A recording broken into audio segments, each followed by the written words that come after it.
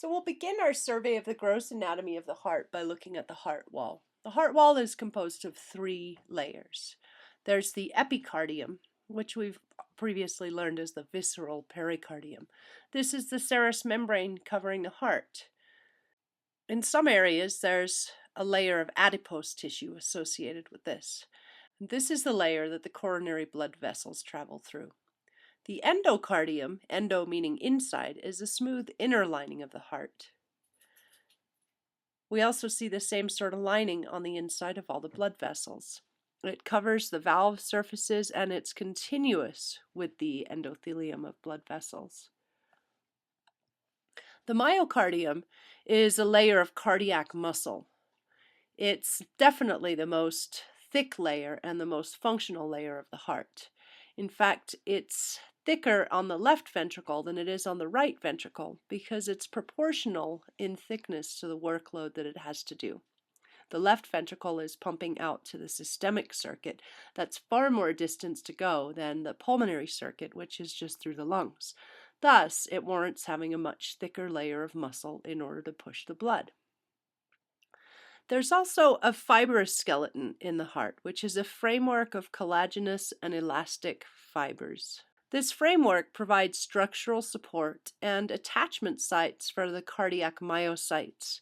It also helps anchor valves in place so that they don't get too large when blood is forced through them or they don't collapse on themselves.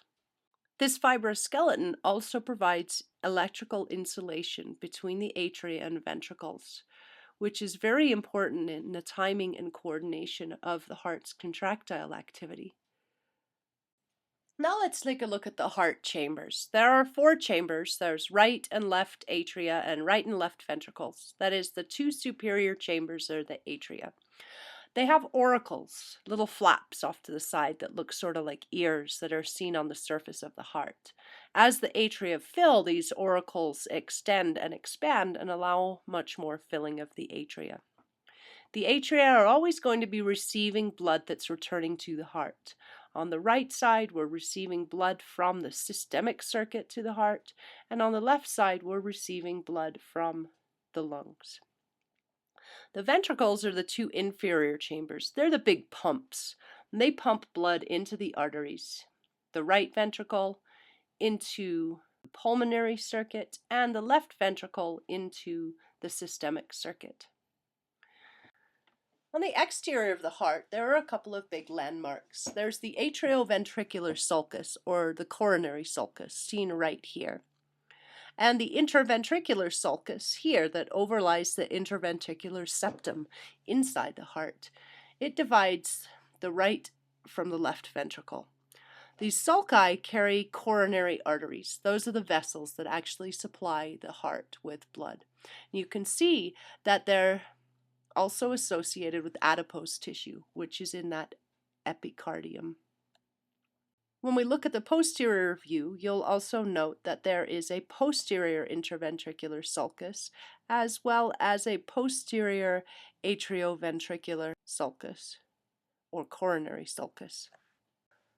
On the inside of the heart, we'll have a few features to note also. There's the intraatrial septum, which is the wall that separates the atria. You can see that clearly right here. There's the pectinate muscles, which are internal ridges of myocardium that we see in the right atrium and in both auricles. And correspondingly, in the ventricles, we'll see the interventricular septum here down between the ventricles, as well as trabeculae carnae, which are internal ridges in both ventricles. So the pectinate muscles are the ridges in the right atrium that we see here, and the trabeculae carnae are these ridges that we see in the ventricles. So to pump blood effectively, the heart needs valves to ensure one-way flow. We have atrioventricular valves between the atria and the ventricles, and semilunar valves that control the flow into the great arteries. There is a right atrioventricular valve and a left atrioventricular valve. The right valve has three cusps and thus is known as the tricuspid, and the left valve only has two cusps, and so it's known as the bicuspid valve or on occasion the mitral valve. You can see both of these valves here. In the right, we'll see the tricuspid valve. There are 3 cusps. And in the left ventricle, we'll see the bicuspid. There's 2 valves. When you think about blood flow through the heart, I consider tri before you bi, because tricuspid valve comes first and the bicuspid valve comes second. I'll shed more light on this shortly. We'll also see that there are chordae tendineae, or tendinous cords. These cords are held to the wall of the ventricles by papillary muscles on the floor of the ventricle. These cords and muscles prevent the valve from being turned inside out when pressure from the ventricle closes them. We'll also see semilunar valves. Here you can see the semilunar valve from the right ventricle going into the pulmonary artery. These semilunar valves control flow into the great arteries, and they open and close because of blood flow and pressure.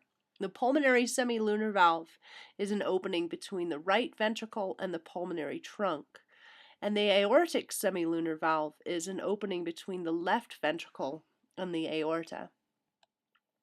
This is a nice view looking down on these valves. We can see all 4 here. The right atrioventricular or tricusps, you can see all 3 cusps, and the bicuspid, you can see there are just 2 cusps. We also see the semilunar valves. You'll notice in the aortic semilunar valve, there's little exits for blood to supply the heart, the coronary blood supply. This is a very interesting endoscopic picture of a heart valve, as is this image. You can see clearly here the tendinous cords and the papillary muscles. Now, how do these valves work? It's all about pressure and blood flow.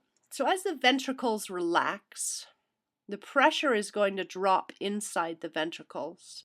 The semilunar valves will close as the blood attempts to back up into the empty ventricles from the vessels. But at the same time, the AV valves open and blood flows from the atria into the ventricles. However, when the ventricles contract, the AV valves are going to close as blood is pushed back up towards the atria. We don't want backflow of blood into the atria. So the AV valves are closed. The chordae tendineae are preventing them from turning inside out. As pressure rises inside the ventricles, this pressure causes the semilunar valves to open, and blood will flow into the great vessels.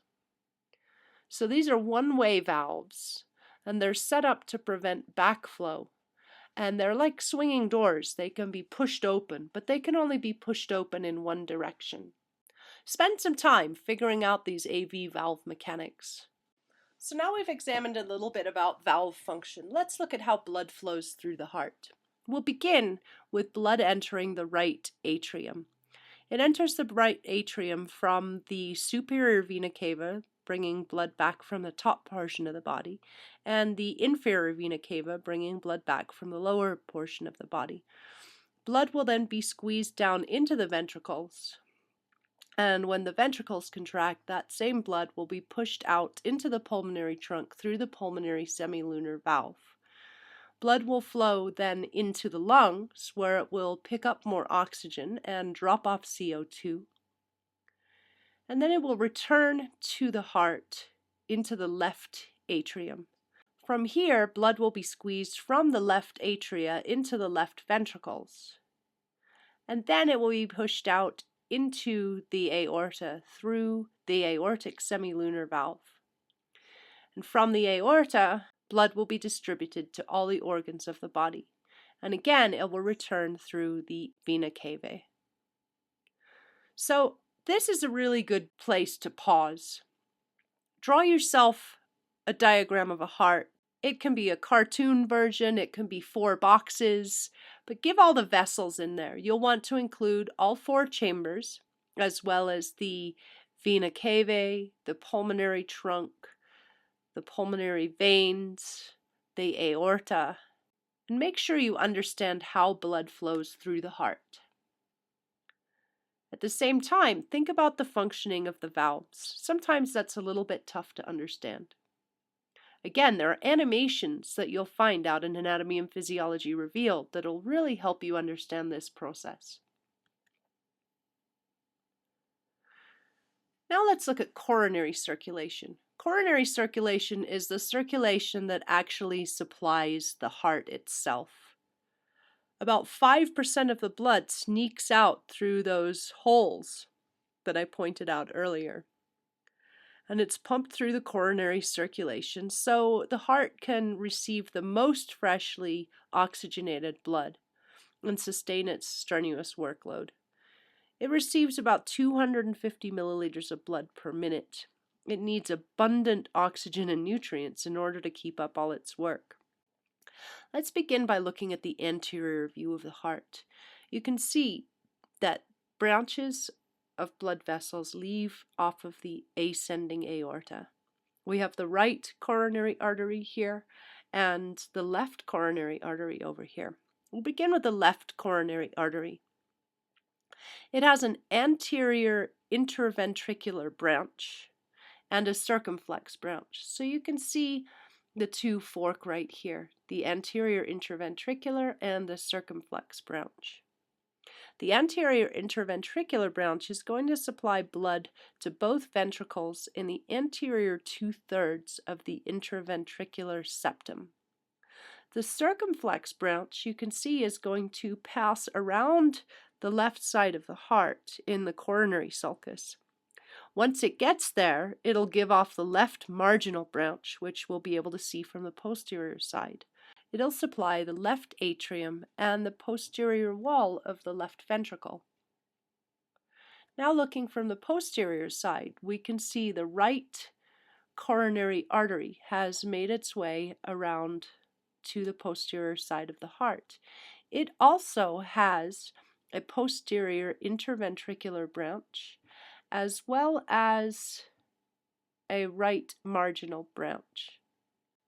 The right coronary artery is going to supply the right atrium and the sinoatrial node, or the pacemaker of the heart. The right marginal branch is going to supply the lateral aspect of the right atrium and ventricle. And the posterior interventricular branch is going to supply the posterior walls of the ventricles. You can see the circumflex branch of the left coronary artery has wrapped itself around here. This figure at the bottom right-hand side of your screen is a polymer cast of coronary circulation. So you can see that we're really just touching the surface of the main vessels of coronary circulation. In the event of myocardial infarction or heart attack, we have an interruption of blood supply to the heart from a blood clot or fatty deposit that could block one of these vessels. It'll cause death of cardiac cells within minutes because they have very high need for nutrients and oxygen. Some protection from myocardial infarction is provided by these arterial anastomoses, which are alternative routes of blood flow. So if one vessel gets blocked, we can still deliver blood through a different pathway to that same area. Blood flow to the heart muscle during ventricular contraction is slowed. In most organs, blood flow is going to peak when the ventricles contract. There are reasons that we see a decreased flow for the heart.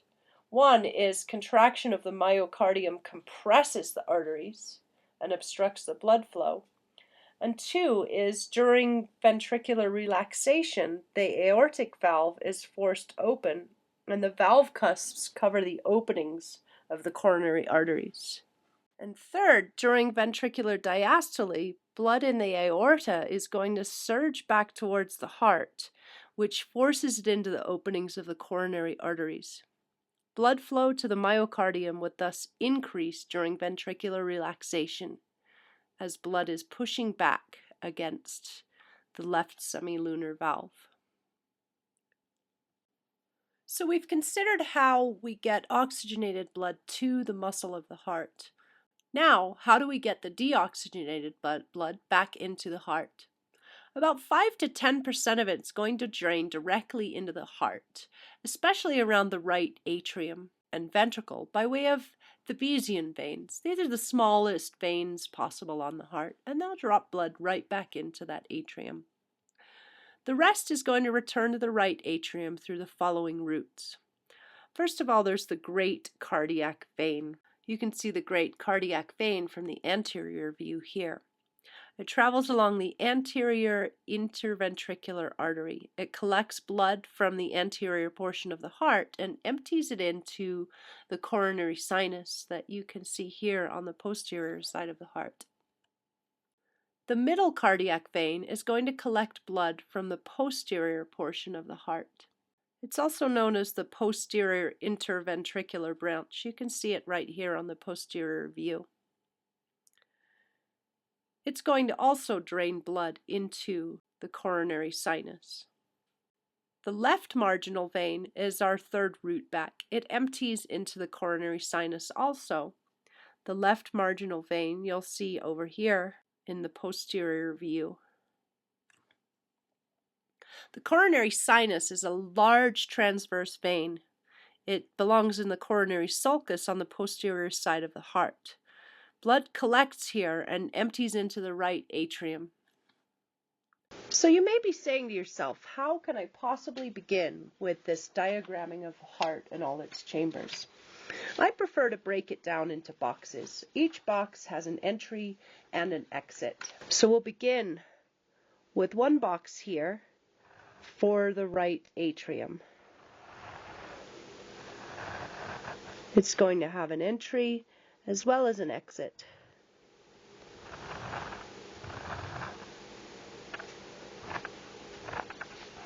And another box for the left atrium. In a similar fashion, it'll have one entry and one exit. Now, I know where these entries and exits are, so I don't have to do as much investigation as you might. Then I'm going to draw boxes for the ventricles. And I know that the atrium dumps into the ventricle, so that keeps it simple.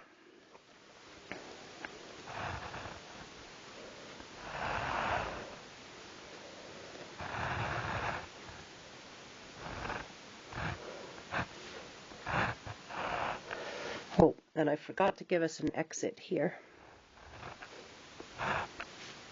So we're going to label these parts. We've got the right atrium, we've got the left atrium, we have the right ventricle, and the left ventricle. Now it helps if you have colored pens, but for the purposes of this demonstration, I only have black and white to work with. So blood enters the heart through what? The vena cava. So I'm going to call this vessel the vena cava.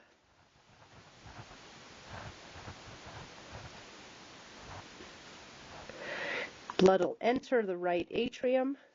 It'll move down into the right ventricle through a particular valve. Do you remember what valve that was? This would be the right atrioventricular valve, or the right AV valve. From the right ventricle, blood is then pumped out to the lungs.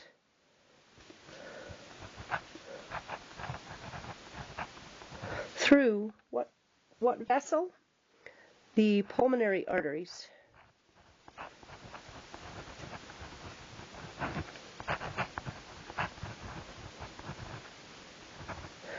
And then once blood has moved from the lungs, it's going to return back into the left atrium.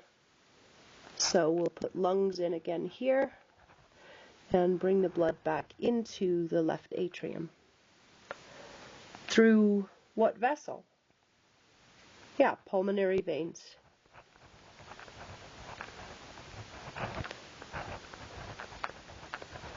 After going into the left atrium, blood will then flow down into the left ventricle through the left atrioventricular valve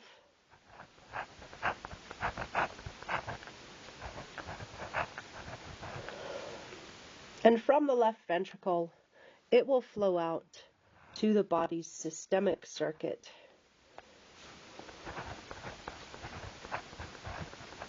Through the aorta.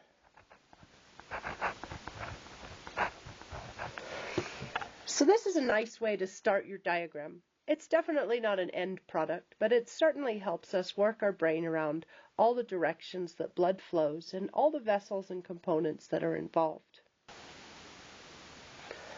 But that's the basis of how to begin. And from here, you might redraw your diagram into something that's a little bit easier to follow. Have some fun with it.